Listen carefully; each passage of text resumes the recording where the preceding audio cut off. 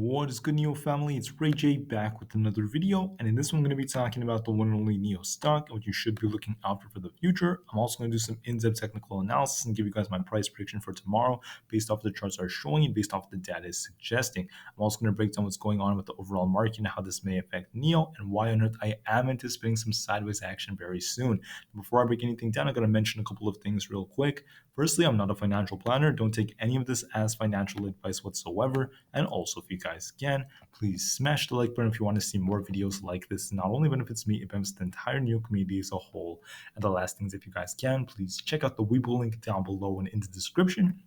We sign up for Webull, link down below, and deposit any amount of money into the account. You're guaranteed up to 12 free stocks, each worth up to $2,000. And the best part is any of these 12 free stocks could be a free NIO share, a free Tesla share, or a mix of all of them. It's a limited time offer. The offer ends in just one day. So check it out before they run out. With that out of the way, let's get on with the video. Looking at NIO at the time of recording this, which is about 20 minutes before the market closes, this thing's just barely in the green and we're seeing very sideways action right now. I am anticipating a lot of chop and maybe some potential downside for the markets for tomorrow. And I'm saying this because of the fact that the FOMC meeting is now approaching and the market is now showing a completely different sign.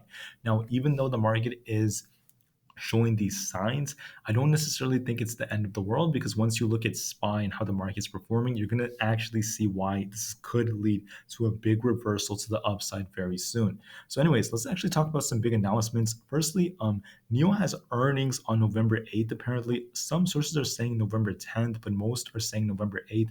I do believe that this is when their earnings is going to be, but the bottom line is it's very soon nonetheless. It's coming out very soon. This is going to be very huge for the markets.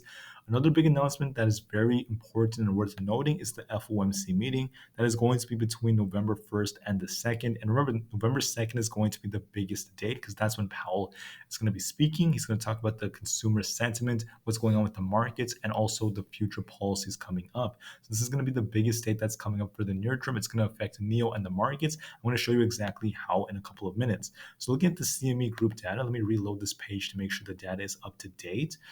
The data right now is suggesting that the markets are pricing in the federal funds rate hike. We're about 85.2% of the way there for a 75 basis point rate hike to be priced in.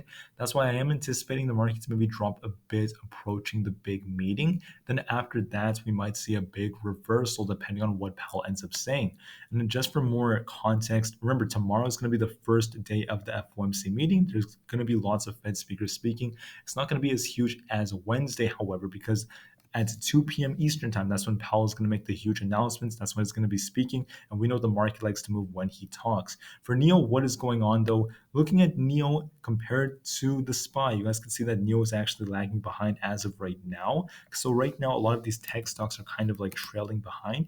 If you look at the QQQ, however, it looks very similar to NIO. NIO is still showing a little bit of weakness compared to it, but overall, the trend is still pretty bearish, very long term. Like for the next couple of weeks, we could see this downtrend kind of perpetuate. But the thing about this downtrend is there might be some relief maybe for the next week or so before the downtrend continues. All right. So from the price pairs ratio perspective, NIO is actually showing relative weakness. If you look at this very, very low ratio right now, this would be NIO divided by SPY. Right now, NIO is showing a little bit of weakness. It's not moving as hard. But one thing that is good and bullish is Barclays is actually giving NIO a very, very good rating. They're saying that NIO is going to outperform the markets. They're still very bullish, and they are still looking at NIO as a very good buy. Now, historically on Tuesdays, NIO is up 55% of the time. However, this is a very different Tuesday since it is the first day of FOMC, and I am anticipating lots of sideways action because of it. Now, as far as the short interest goes, right now it's starting to stabilize around this zone right here. It was actually starting to drop a bit as some shorts were covering when NIO was pushing up, but as of right now, it's not changing that much. Looking at the volume, NIO is showing weak volume, only 40 million compared to the average of 64 million. So there's not as much volume coming into the stock, which shows a lack of liquidity. And on top of that, coming all the way down, the short volume percentage is 47%, at least it was last week. It's probably getting a little bit higher right now and maybe coming closer to the 50% mark as we're seeing NIO show some sideways action. Now, please note something important.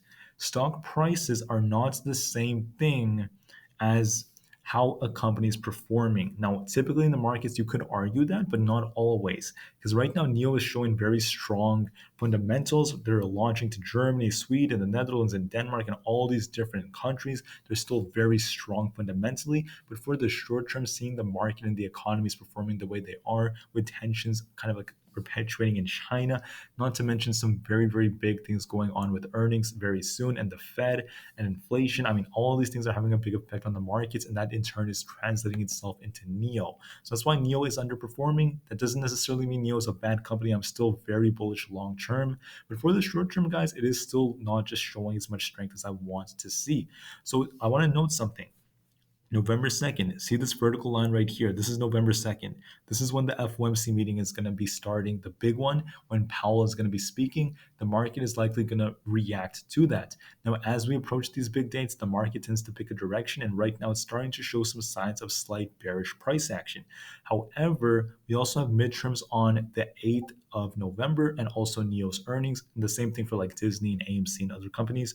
So there is potential for the market to start pushing up. And if Powell shows signs of the Fed pivoting or even like makes any announcement about the specific date, it gives more certainty for the markets. The markets do not like uncertainty. Remember that. So because we're uncertain about what Powell is going to say, I'm anticipating some sideways action, maybe a little bit of more downside for the markets temporarily before we get a nice bounce and possibly see a big rally between these two red lines right here. It's very possible if the Fed allows it.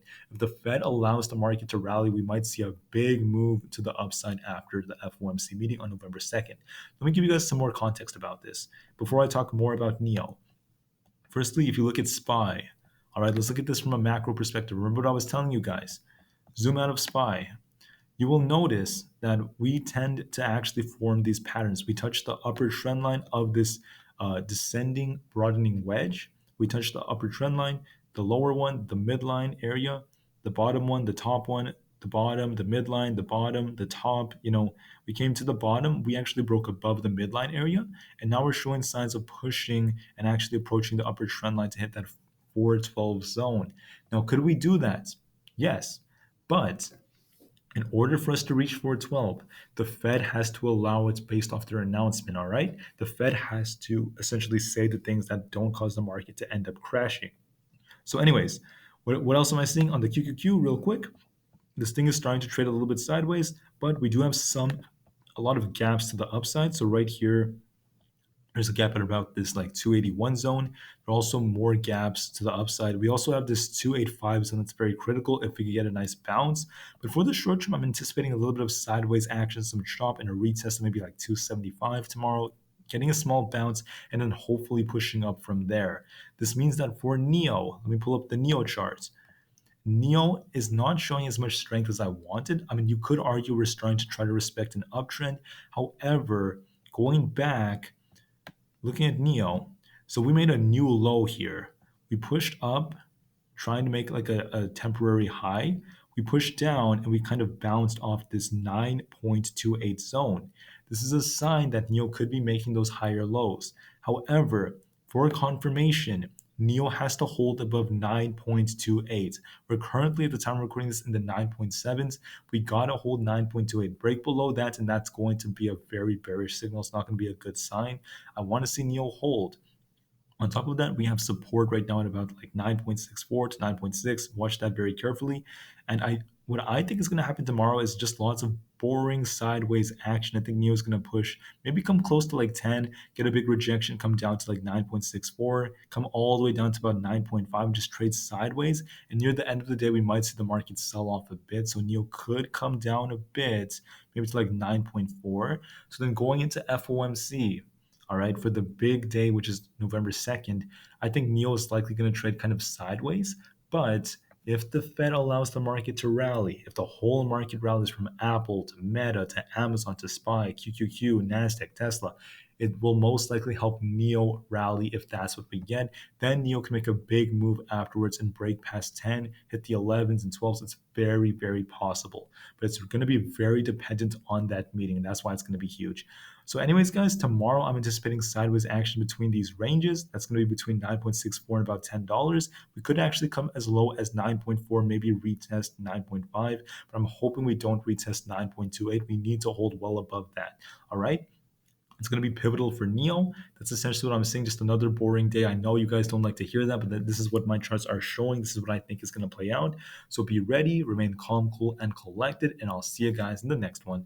NIO to the moon, because the long-term future is still incredibly bright. And peace out.